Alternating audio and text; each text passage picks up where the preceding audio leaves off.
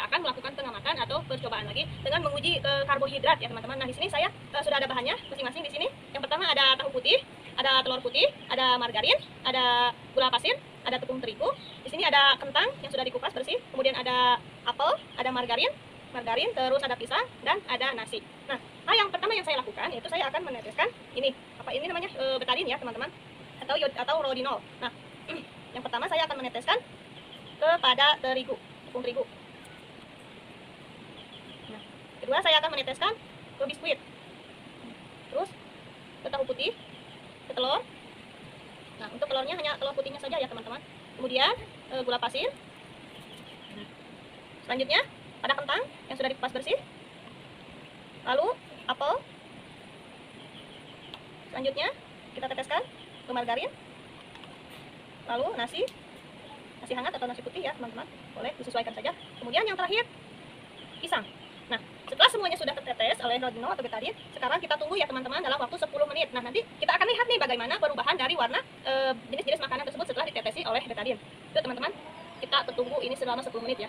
Menunggu ini 10 menit, tadi dikasih waktu 10 menit untuk melihat perubahan atau hasilnya ya teman-teman setelah ditetesi sama yodium tadi. Nah, kita lihat ya teman-teman. Nih, di sini ada nasi, ada apel, ada kentang, ada pisang sama margarin. Nah, kita lihat teman-teman, jelas tidak? Jelas ya. Nah, di sini kita lihat pada nasi. Nasi ini sangat berubah bentuk warnanya. Yang setelah ditetesi itu warnanya hitam keungu-unguan ya teman-teman. Sedangkan pisang tidak terlalu, apel juga sama tidak terlalu. Nah, untuk kentang sama seperti nasi, hitam-hitaman. Kemudian margarin warnanya utuh ya teman-teman, tidak terlalu pekat. Nah, berarti kita sudah tahu ya mana yang tinggi karbohidratnya. Di sini ada yang tinggi karbohidratnya, kita lihat pada nasi ya, jelas sekali pada nasi ya teman-teman, sama kentang ya. Nasi sama kentang ini tinggi karbohidratnya.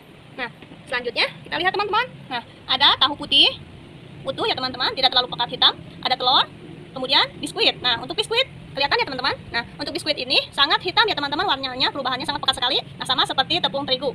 Nah, untuk gula tidak terlalu ya teman-teman, untuk gula putih. Nah, di sini kita lihat mana yang tinggi karbohidratnya. Bisa kita lihat ya dari perubahan warna di sini. Nah, untuk terigu sama biskuit ya teman-teman sangat pekat sekali karena ini tinggi karbohidratnya. Karena bahan yang digunakan untuk terigu sama biskuit ini ada tanaman sagu teman-teman, sama tanaman gandum. Assalamualaikum warahmatullahi wabarakatuh. Perkenalkan, nama saya Nenlin Karlina dengan nomor NIM 857367339. Nah, untuk video kali ini saya akan melakukan praktikum pembelajaran IPA di SD, yaitu akan menguji coba pada lemak. Nah, untuk memenuhi video ini saya untuk memenuhi tugas dari Bapak pembimbing saya, yaitu Bapak Dedi Kusmardana. Nah, teman-teman, di sini ada beberapa bahan makanan yang akan nanti saya uji coba pada lemak. Untuk uji lemak ini tujuannya adalah mengidentifikasi bahan-bahan makanan yang mengandung lemak. Nah, di sini yang di depan saya di meja terdapat beberapa bahan makanan yang akan saya uji coba lemaknya ya. Yang pertama bahannya itu ada kemiri teman-teman, ada margarin, ada santan, ada buah apel, ada susu bubuk ya teman-teman. Kemudian ada seledri, ada wortel, ada jagung basah, kemudian ada kacang tanah, ada singkong mentah, ada pepaya, ada minyak goreng, kemudian ada air. Nah, inilah bahan-bahan yang akan saya uji lemak nanti. Nah, selanjutnya nanti saya akan mencoba mengoleskan beberapa makanan tersebut ke satu sampel di sini ya teman-teman. Di sini ada beberapa kertas yang sudah saya beri label nama-nama makanannya untuk menjadikan sampel nanti uji lemak.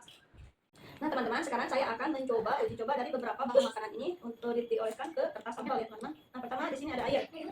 Nah, oleskan ya teman-teman airnya. Nah, banyak. Nah, kemudian ada singkong mentah ya teman-teman.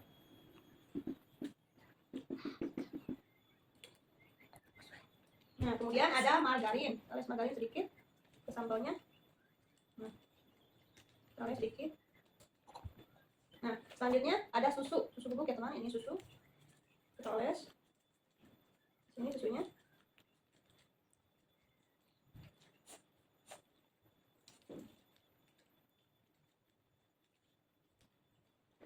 Selanjutnya ada minyak, kita oles minyaknya. Selanjutnya ada santan, ada sedikit santan kita oles di sampel. Nah, selanjutnya ada biji jagung ya teman-teman, ini biji jagung yang utuh, saya hancurkan, oles ke sampel. Nah, terus ada seledri saya ambil daunnya sedikit saja sampai ada di permukaannya, ada basah sedikit di permukaannya. Nah, sudah. Kemudian ada wortel teman-teman, sini ada wortel mentah.